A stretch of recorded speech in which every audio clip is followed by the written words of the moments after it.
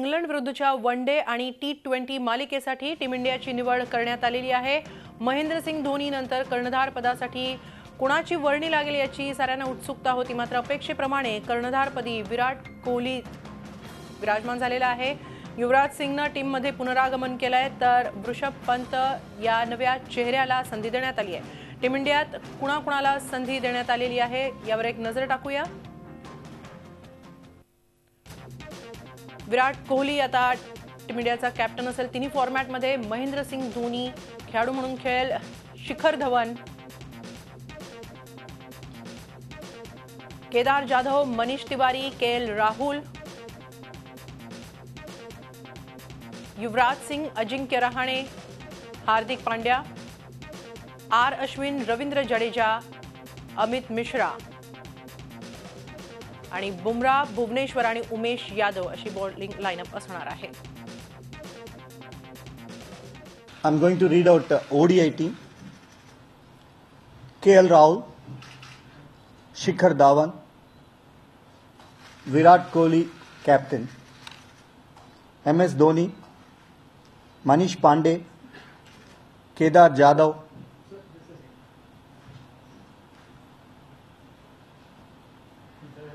Yuvraj Singh, Ajinkya Rahane, Hardik Pandya, Ravichander Ashwin, Ravindra Jadeja, Amit Mishra, Jasprit Bumrah, Bhuvneshwar Kumar, Umesh Yadav.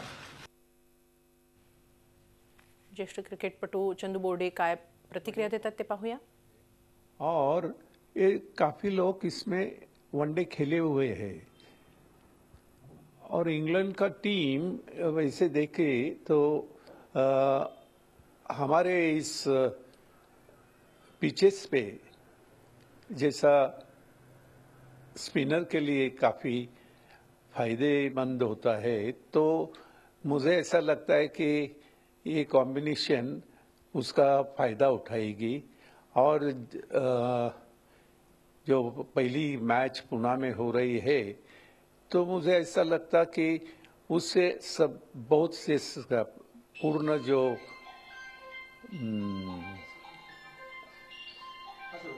Combination है, जो पूरा कॉम्बिनेशन उसको अच्छी तरह से उसका अच्छी तरह से उनको फाइट देगी।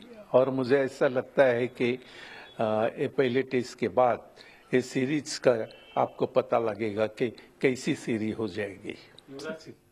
या निवडीबाबत आपण अधिक चर्चा करूया। आपल्या बरोबर आहेत आमचे विशेष प्रतिनिधी सुनंदन लेले। सुनंदन जी, नवा गडी नव राज्य नवा डाव असं आता असणार आहे। नव्याने नियुक्त झालेला आहे कर्णधार विराट कोहलीच्या नेतृत्वाखाली आता टीम इंडिया खेळेल, काय वाटतं? येणार आहे, कारण ही अपेक्षित बदल होता विराटच्या नेतृत्वाखाली। आणि महत्वाची गोष्ट ही आहे की तू जे म्हणलीस नवा गडी नवा राज, त्याचं प्रतिबिंब या निवड समितीच्या बैठकीमधलं दिसतंय। त्याचं कारण नेहराचं पुनरागमन झालेलं आहे, फिटनेसचा त्याला प्रॉब्लेम होता। युवराज सिंगचं दोन्हीकडे पुनरागमन झालंय, one day cricket T20 cricket दोन्हीकडे युवकांनाही संधी मिळालेली आहे आणि त्याचबरोबर हे व्हेटरन सुद्धा परत आलेले आहेत। असा बॅलन्स साधायचा प्रयत्न निवड समितीच्या बैठकीमध्ये निवड समिती आणि नवा गडी नवा राजचा कॅप्टन या दोघांनी मिळून केलेली दिसते। स्वागतार्ह बदल आहेत, कारण हे सगळे प्लेयर्स सध्या डोमेस्टिक क्रिकेटमध्ये तुफान परफॉर्मन्स करूनच टीम मध्ये आले। आणि जर धोनीबद्दल बोलायचं झालं तर कर्णधार पदावरून तो पायउतार झालेला आहे आणि आता केवळ एक खेळाडू म्हणून विराट कोहलीच्या नेतृत्वाखाली तो खेळणार आहे। याचा किती फायदा असेल, काय तोटा असेल, काय सांगाल?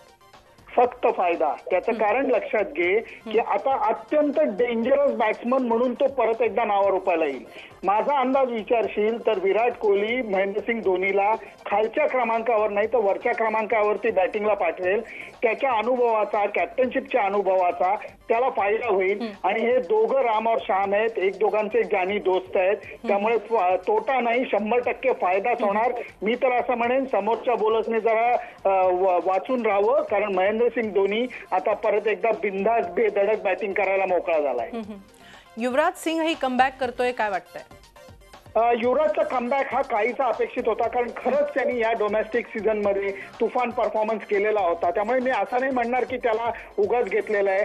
वयाच्याकडे बघितलं ना पाहिजे, तुमची जिगर किती आहे, तुमची क्रिकेटच्या बाबतीत निष्ठा किती आहे आणि तुम्ही टॉप फॉर्म मध्ये आहात का, हे निकष जर का लक्षात घेतले तर मला वाटतं त्याला घेणं बरोबर आहे.